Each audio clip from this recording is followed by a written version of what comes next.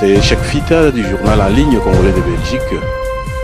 Monsieur Laurent Louis, nous venons de suivre avec beaucoup d'attention votre déclaration et vous annoncez que vous allez porter plainte contre l'État belge, contre l'État congolais, contre le ministre Madame Colette Braeckman et le ministre de l'Intérieur du gouvernement de fait qui est à Kinshasa. Concrètement, comment cela va-t-il se passer? Bien, concrètement, nous avons déjà chargé des avocats pour réfléchir à la manière dont cette plainte pouvait être déposée. Ce sont des accusations graves. Ce sont des accusations quand même, c'est de la calomnie, c'est de la diffamation. C'est une atteinte grave à ma réputation, à mon honneur. Ce sont des accusations qui peuvent aussi me mettre en danger. Parce que me considérer comme un terroriste, ça ne peut pas rester sans conséquences.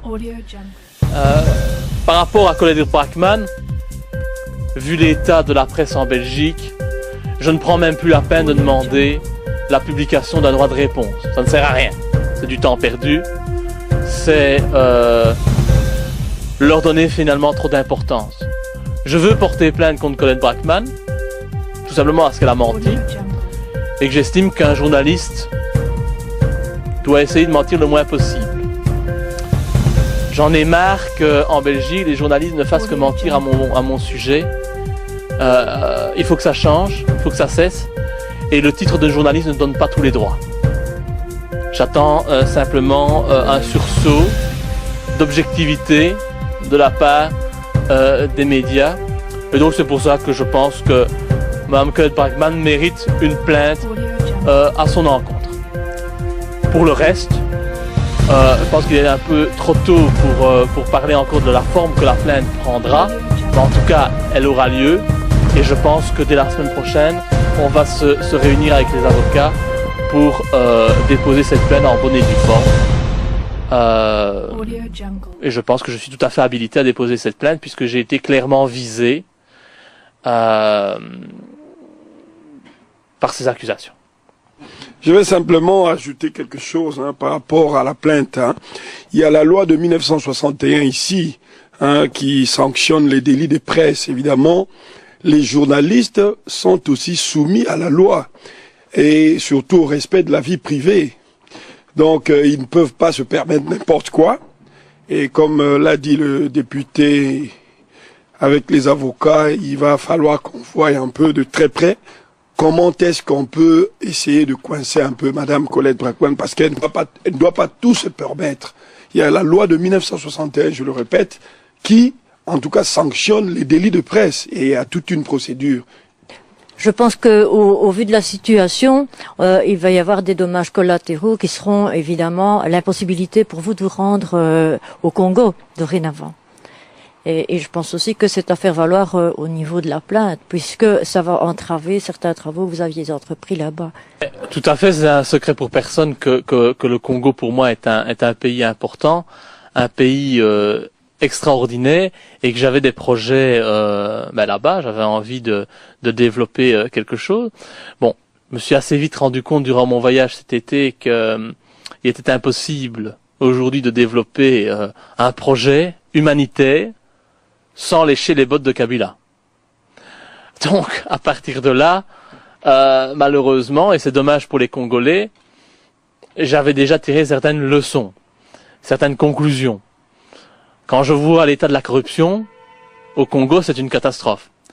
Quand vous imaginez qu'il faut payer un militaire qui est en faction devant chaque magasin pour aller faire ses courses, qu'à chaque fois qu'on fait 10 kilomètres, on est arrêté et qu'il faut aussi donner de l'argent pour pouvoir continuer son chemin, quand on sait qu'à l'aéroport, je pense que j'ai dépensé $300 à l'aéroport, rien que pour pouvoir sortir, $300 pour devoir...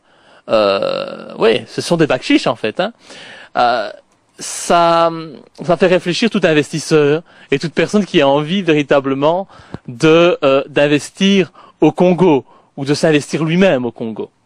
Et donc c'est en ça que je dis que le gouvernement actuel de Kabila est un gouvernement qui ne travaille pas pour les Congolais. Parce qu'il fait fuir tous les investisseurs étrangers. Tous ces investisseurs qui sont rackettés par le pouvoir en place. Et finalement, il n'y a que certaines sociétés, certaines multinationales, comme le groupe Forest, qui peut exploiter le Congo. Et quand je dis exploiter, c'est dans le sens littéral du terme. C'est véritablement exploiter le pays. Donc c'est dommage, c'est une réalité. C'est clair qu'aujourd'hui, je n'ai pas envie de me faire torturer par Kabila. Je n'ai pas envie d'aller dans les prisons du régime. Et donc je ne crois pas que je mettrai prochainement les pieds au Congo tant que cet imposteur est au pouvoir. J'espère un changement de régime, ça fait déjà de nombreux mois que je l'espère. Il ne vient pas, j'espère qu'il viendra un jour. Et en tout cas, dès que le Congo retrouve sa souveraineté nationale, il est clair que j'y retournerai, parce que ce pays est un pays magnifique et que j'ai vraiment envie de pouvoir y développer quelque chose avec, je pense, en fait, une très grande partie de la diaspora qui aujourd'hui est éparpillée à travers le monde. Cette diaspora qui n'attend qu'une chose, c'est de pouvoir rentrer dans son pays, de pouvoir développer des projets là-bas, de retrouver leur famille et de pouvoir créer un Congo moderne et d'avoir un véritable avenir là-bas. Voilà. Est-ce que vous pourriez nous expliquer la personnalité de Monsieur Mokandi, Dr Mokandi, c'est ça? Qui est emprisonné au Congo, nous expliquer sa personnalité et le rôle qu'il a joué dans la politique congolaise. Moi, je ne saurais pas expliquer la personnalité de mon complice, puisque je ne le connais pas. Aujourd'hui, on voit comment il y a la faillite de plusieurs États, Chypre, la Grèce, etc. Et même ici en Belgique, le chômage est fort. Ça fait 11 ans que M. Kabila est au Congo. Nous, les Congolais, je pense que nous n'avons absolument rien gagné durant ces 11 ans. Mais la Belgique, qu'a-t-elle gagné durant 11 ans? Et ma question, comment se fait-il que l'opinion belge ne réagit pas? Parce qu'il y a du chômage ici. Si il y avait un nouveau pouvoir, un pouvoir crédible au Congo, comme vous l'avez dit, beaucoup de Congolais rentreraient. Beaucoup d'investisseurs iraient, il y aurait moins de chômage ici. Et expliquez-moi comment se fait-il que l'opinion belge n'est toujours pas au courant? Et bon, voilà ma question, quoi. Malheureusement, lorsqu'il s'agit des intérêts financiers, des intérêts des multinationales, il n'y a plus de logique. Ou plus aucune logique n'entre en compte, si ce n'est la logique du pognon à tout prix. Eux s'en mettent plein les poches. Les Congolais, eux, sont exploités. Aujourd'hui, on peut le dire que la Belgique est en faillite virtuelle. Quand on voit l'explosion de notre dette, c'est une réalité. Si nous n'étions pas dans une économie totalement imaginaire, il y a bien longtemps que les huissiers seraient venus frapper à la porte de Di Rupo. Nous sommes dans l'imaginaire le plus total. Alors c'est vrai que sur des bases saines, et ce fut d'ailleurs l'objet de mon entretien avec Etienne Tshisekedi, qui dura plus d'une heure. Sur des bases saines, il est possible de créer une collaboration win-win entre le Congo et la Belgique.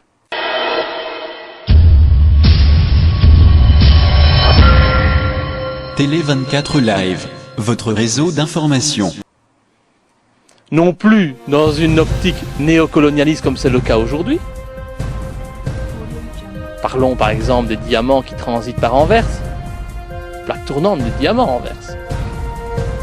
Bien pratique le Congo pour Anvers. Quand on parle d'Anvers directement, hop, sionisme. C'est bizarre. Mais enfin, passons. On pourrait mettre sur pied une collaboration win-win entre les deux pays. Nous y gagnerions tous. Mais pour ça, il faut changer les hommes qui ont mis en place ce néocolonialisme depuis des dizaines d'années. Il faut changer donc les gouvernements occidentaux. Des gouvernements occidentaux comme le gouvernement belge qui répondent bien souvent aux diktats de superpuissances internationales. On peut viser les États-Unis. Donc ce n'est pas si simple que ça ne se fait pas d'un coup de baguette magique. Pour changer le Congo aujourd'hui, il ne faut pas se leurrer. Et je crois que c'est une composante que les Congolais de la diaspora oublient assez régulièrement. C'est que pour changer le Congo, il faut changer la Belgique, il faut changer la France, il faut changer l'Angleterre, il faut changer les États-Unis. Et donc, plutôt que d'aller dans des votes sanctions, comme ce fut le cas les précédentes années, je pense au vote sanctions contre la NVA, pour la NVA, je pense qu'il faudrait mettre sur pied un véritable projet politique dans les pays en question. Pourquoi toujours donner votre voix à des partis politiques qui ne défendent quand même pas ce changement auquel vous aspirez? Pourquoi ne pas se mobiliser pour, dans une force politique, même sans nom de parti, même sans parti politique, parvenir à montrer que ce changement est en marche? Moi, je crois que c'est là la solution. La solution, elle passe, comme je le dis depuis 1 an et demi, par l'investissement en politique de toutes les forces de changement de ce pays. Qu'elles soient de la communauté africaine, qu'elles soient de la communauté musulmane, qu'elles soient belges, entre guillemets, comme on le dit, puisqu'il faut bien catégoriser toute la population, ou belges non confessionnels, je ne sais quoi, belges non musulmans et non africains, si vous voulez. C'est difficile finalement. Tant il faut dire qu'il n'existe pas de Belges non plus. Enfin bon, passons. Ça c'est autre chose. Mais en mettant sur pied une force politique de cette envergure qui déplace les clivages et les clichés traditionnels, je pense qu'il y a moyen de changer ce pays. En changeant ce pays, nous changerons de facto le Congo. Parce que si on ne le fait pas, tout changement au Congo est voué à l'échec. Toute force politique au Congo qui se lèverait pour défendre la population congolaise, elle serait renversée. Elle serait renversée parce qu'on dirait « Ouh, notre ami Kabila est en danger ». On veut renverser ce bienfaiteur de la nation congolaise. On va envoyer nos F-16 pour, bien entendu, mettre à mal les rebelles, les méchants rebelles. Donc, c'est la démonstration toute simple qu'aucun changement aujourd'hui n'est possible au Congo, ou ailleurs en Afrique ou au Moyen-Orient, si on ne modifie pas les gouvernements de nos pays occidentaux. C'est le constat de 3 années au Parlement, dans mon chef. On peut être idéaliste, on peut être utopiste, on peut être tout ce qu'on veut, mais à un moment donné, il faut se rendre compte de la réalité telle qu'elle est. On peut bouger, on peut faire des manifestations, rien ne changera au Congo si ça ne change pas chez nous. En tout cas, moi, c'est dans cette voie-là que je compte développer le combat avec plein de composants de la société belge actuelle. Et c'est dans ce sens-là que nous allons préparer les élections de 2014. Et sincèrement, jusqu'à présent, je l'ai toujours dit, j'ai toujours dit aux Congolais, je ne suis pas là pour que vous votiez pour moi. Eh bien maintenant, je le dis clairement. Si vous voulez du changement, il faut arrêter de voter pour le CDH. Ce CDH qui se dit humaniste et qui renvoie des sans-papiers congolais dans leur pays se faire torturer. Il ne faut plus voter pour des gens comme Mambaka, qui n'ont jamais défendu les intérêts des Congolais de Belgique. Ça, c'est dit. Il faut arrêter de voter pour des imposteurs, comme Olivier Minguin, ou Mme Mandaïla, du FDF, qui sont au pouvoir depuis des dizaines d'années et qui ont placé, grâce à leur ami Louis Michel, le président fantoche Kabila que nous connaissons actuellement. Il faut arrêter de voter pour le Parti socialiste. André Flao, Di Rupo, ces gens qui oppriment le peuple congolais, qui s'en mettent plein les poches. Il faut cesser ce soutien à ceux qui se disent défenseurs du social et qui ne font qu'opprimer les gens et à les maintenir dans la pauvreté la plus totale sous prétexte de vouloir conserver leur voix. Il faut arrêter de voter pour le mouvement réformateur. Parce que ce mouvement réformateur, c'est qui? C'est Didier Reynders. C'est Louis Michel. Ces gens qui multiplient les voyages au Congo. Ces voyages inutiles.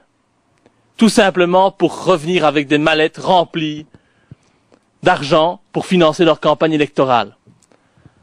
Je vais quand même pas devoir rappeler aux Congolais les liens entre Louis Michel et le groupe Forest.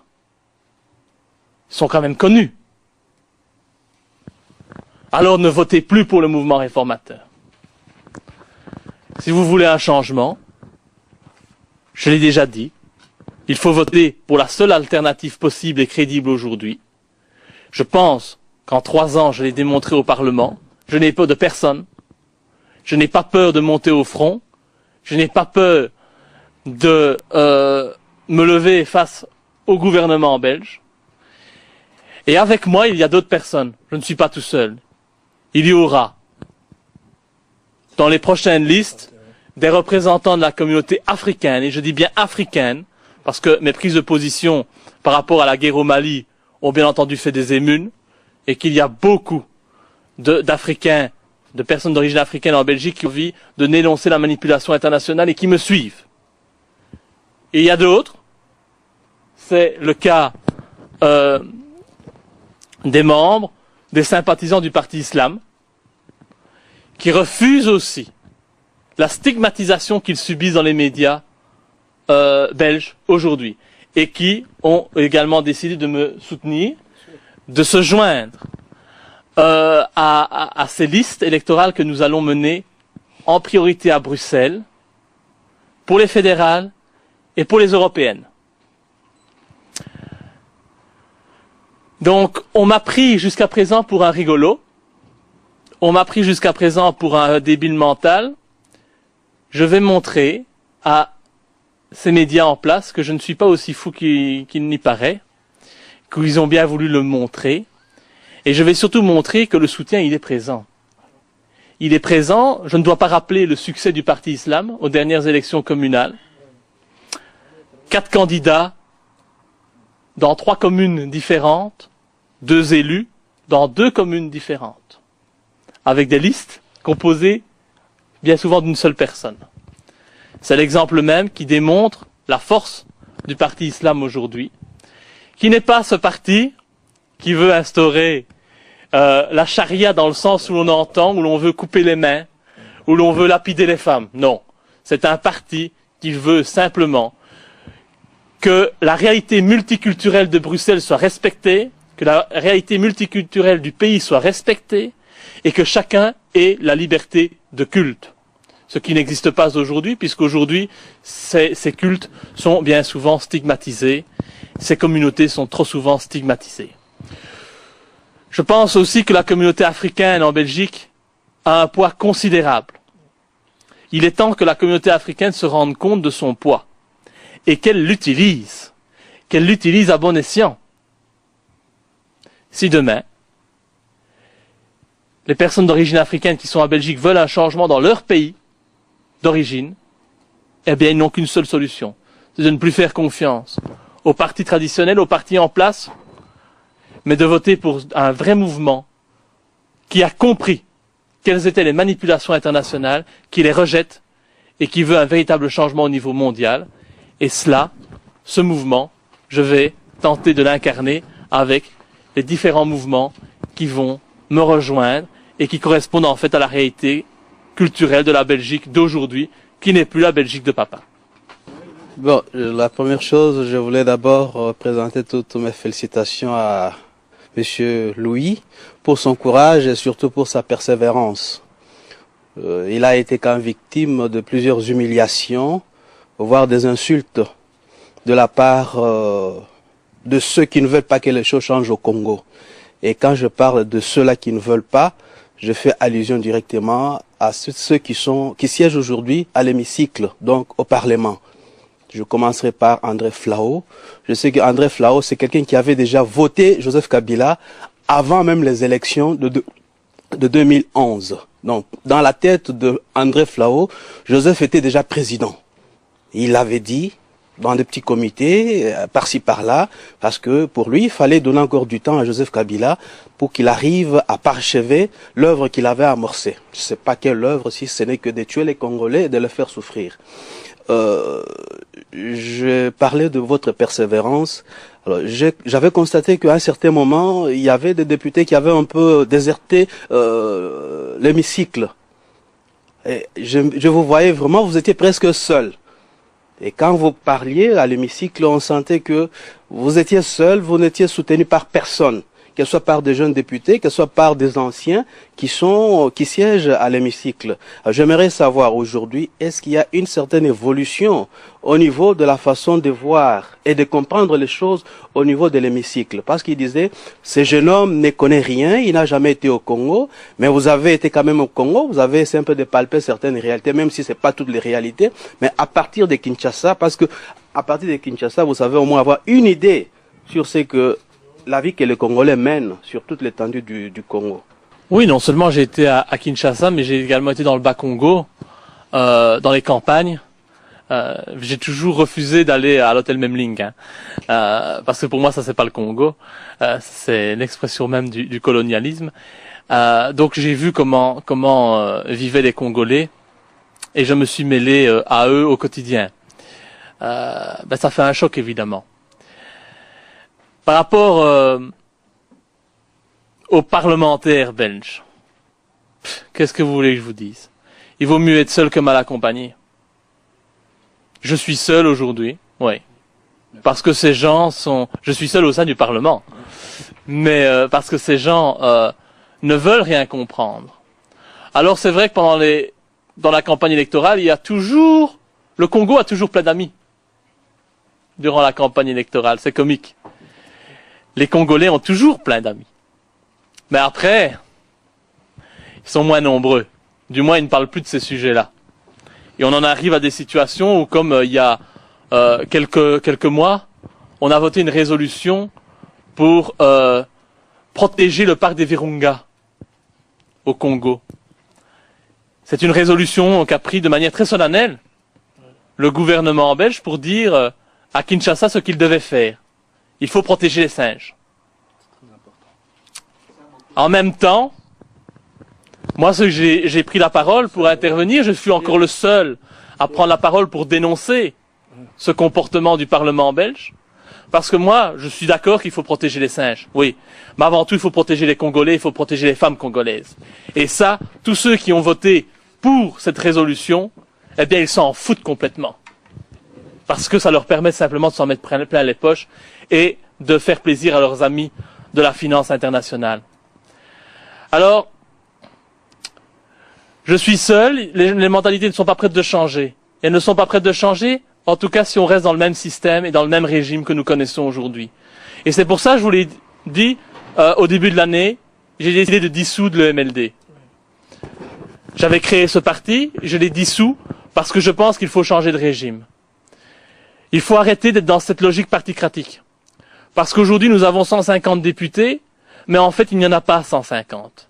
Il y en a tout au plus 10. Un représentant de chaque parti, qui répond déjà aux ordres du président de parti. Donc il y a 140 moutons. Ces moutons, on n'en a pas besoin. On n'en a pas besoin. Il faut les changer. Et pour ça, il faut sortir de cette logique particratique, parce qu'en fait, elle a détourné la notion même de démocratie. Il faut revenir à un Parlement composé de citoyens. De citoyens, pourquoi pas tirés au sort, parmi la population, avec des balises évidemment, avec des règles à respecter. Mais ça, ne venons pas tout de suite stigmatiser la proposition. Rendons-nous compte qu'aujourd'hui, il y a des incompétents qui dirigent ce pays, des gens qui prennent ce travail par-dessus la jambe, qui votent sans même lire les textes. Ça, c'est une réalité. Ils votent sans lire les textes. Nous votons directement en fermant les yeux toutes les directives de l'Union européenne, sous prétexte que ça vient de l'Europe, donc c'est bon. C'est ce qui se passe dans la tête des députés belges. C'est l'Europe qui a décidé, oh c'est bon, on vote pour. On peut pas voter contre. C'est honteux en Belgique de voter contre un traité européen ou contre une directive européenne. Ça veut dire qu'on est fasciste. Donc tout le monde vote pour, sans même regarder. et on restreint de plus en plus nos droits. La Belgique aujourd'hui a perdu sa souveraineté nationale. L'Union européenne d'aujourd'hui, c'est quoi en fait? Et ça va peut-être choquer quelques-uns. Mais l'Union européenne d'aujourd'hui, c'est la réalisation du projet d'Hitler. C'est la mainmise sur l'ensemble de ces pays qui étaient auparavant souverains et qui aujourd'hui ne répondent plus qu'aux diktats de l'Europe. Donc sous des apparences démocratiques, l'Europe a réalisé le plus grand coup d'État à l'échelle mondiale. Ce n'est pas un pays qu'on a renversé, non. C'est 27. 27 en une seule fois. Bon, avec différents agrandissements, élargissements, on est d'accord. Mais c'est l'image qu'il faut retenir. Et donc il faut sortir de cette logique. Il faut sortir des partis politiques. Il faut en revenir à un parlement citoyen, une véritable démocratie comme ça existait à Athènes. Ça a existé. Ça fonctionnait bien. Et en n'ayant plus des parlementaires qui soient en fait des fonctionnaires presque élus à vie, puisqu'on a beau voter, ce sont toujours les mêmes qui reviennent. Ce sont toujours les mêmes qui sont là. Nos ministres, c'est les mêmes depuis 20 ans. Ou s'ils ne sont pas les mêmes, c'est les fils d'un ministre précédent. Oui, mais soyons sérieux. Être ministre, être parlementaire, c'est pas un métier qu'on se refile de père en fils. Mais en Belgique, si. Si. Alors, on veut donner des leçons au Congo, en plus, ou dans d'autres pays du monde, mais quand même, on est mal placé pour donner des leçons. Surtout des leçons de démocratie. Donc, il faut sortir de cette logique-là. Il faut arriver avec des parlements qui soient des véritables parlements citoyens, non corruptibles. Parce qu'aujourd'hui, quand on est membre d'un parti politique, on répond à des intérêts supérieurs. Donc, on est directement corrompu. Qu'on le veuille ou non. Qu'on soit honnête ou pas honnête. Je l'ai vécu au mouvement réformateur. Je sais ce que c'est. Il y a des choses qu'on ne peut pas dire. Donc on se tait. Parce qu'on sait très bien que si on parle, on va être mis sur le côté. Et qu'on n'a plus aucun avenir politique. Donc ces gens sont corrompus. Quoi qu'ils en disent. Corrompre 300, 400 citoyens tirés au sort pour un laps de temps très court, qui sont tous indépendants les uns les autres. Eh bien bonjour. Alors bien sûr, c'est clair que cette proposition, elle va être méprisée et détruite par les bien-pensants, tous les protecteurs du système actuel. Parce que ce système que je propose, il met à mal le régime qui est établi aujourd'hui. Il met à mal tous ses intérêts financiers, il met à mal la corruption. Il rend en fait le pouvoir au peuple. Et ça, c'est ce que nos dirigeants redoutent par-dessus tout. C'est que le pouvoir appartienne au peuple. Moi, c'est mon projet en tout cas. Et c'est vers ça que je veux aller. Nous vous remercions d'être venus. Je crois qu'il y a de la matière à transmettre, mais j'aimerais dire un dernier mot seulement à mes compatriotes. Mes frères, Laurent, lui, vient de le dire. Si nous voulons voir le changement chez nous, voilà, c'est pourquoi je me suis rapproché de ces jeunes lions députés qui j'appelle, parce que je suis tous les jours au Parlement, je sais ce qui se passe. Et d'ailleurs, je conseille rapidement, c'est le fils Ali, mets-toi debout, ces jeunes, il vient avec moi au Parlement, tel que tu vois. Tu voyez un peu, à cet âge-là déjà. Pourquoi? Parce qu'il est belge tout entier, il veut comprendre ce qui se passe. Ça, c'est notre devoir à nous autres. Parce que ne vous trompez pas, nos enfants, nous, peut-être ils ne rentreront pas. Ils n'ont pas d'autre vie, si ce n'est qu'ici. C'est pourquoi ils doivent être réveillés très tôt déjà. Si vous ne voulez pas vous intéresser aux politiques, les politiciens s'intéresseront à vous. Et moi, ce que Laurent, lui, vient de dire, a été toujours notre objectif à nous, la Congo Lobbying. C'est-à-dire, si nous voulons voir le changement au Congo, parce que nous avons compris l'impérialisme, c'est bien établi ici, partout ici. Donc nous devons tout faire d'abord pour changer. C'est pourquoi il faut aller dénicher des gens comme ça. Ces gens-là puissent changer. Je n'ai pas à cacher, je dis avec Ali aussi, nous avons fait une alliance. Je veux l'amener aussi dans la communauté congolaise, sur cette liste-là. Pourquoi? Parce que j'entends souvent tous les gens, excusez-moi, là je vais dire vraiment dans ma langue pour que les gens, que ça passe un peu comme ça. Ah, toko bunda, mais wo bunda nini, bondi ma koko fate. Yangonga na kei pa batouana. Je ne traduirai pas. Yangon na kei na bango. Vous comprenez maintenant? Donc il ne faudra pas. C'est pourquoi je demande à tous mes frères, parce que vous remarquez que les élections auront lieu l'année prochaine, je crois. Mais depuis l'année passée, quelles sont les autorités que vous avez vu défiler encore? Je n'ai pas cité ceux qui m'ont promis, on va venir dans la communauté, on va faire ceci et cela. Moi, je fais aussi les campagnes de NVA. Les gens le savent. Je fais aussi pour Laurent Louis. Pourquoi? Parce que je voulais que NVA puisse finir. Vous comprenez? Mais le vrai travail que nous devons tous faire maintenant, ne vous trompez pas. Vous irez donner de voix au PS et tout cela, le système restera toujours le même. Je vais dans des réunions, j'entends, ce qu'il vous dit là, c'est la vérité. Tu parles à quelqu'un, il fait comme si tu n'existais pas. En dépit de tout le costume que tu portes, tout ce que tu... il met la bouche comme ça. Ça ne dit rien. C'est la parole d'un petit nègre, ça n'a rien à voir. Alors je demande à la communauté, il nous reste 1 année et demie. Je crois que nous sommes à peu près selon le dernier calcul que j'ai vu, 6 millions, on est combien ici? 600 000 ou 700 000. Je crois. Mes frères, ne nous troublons pas. Là, je vous parle à vous, comme votre frère. Ne nous trompons pas, parce que pour dire, ah non, parce qu'il a la peau comme nous, c'est notre frère. Non. Quand il y a des problèmes maintenant, on ne voit pas nos frères là. Ils ne sont pas là. Je peux vous donner même la date quand est-ce qu'ils vont venir dans la communauté. Je suis prêt à vous donner maintenant. Et vous allez remarquer cela. Vous comprenez? Et vous allez le voir tous. Mais je suis tous les jours au Parlement. Tous les jours. Il ne peut pas passer 1 semaine ou 2 semaines. Laurent lui a toujours quelque chose à dire à notre pays.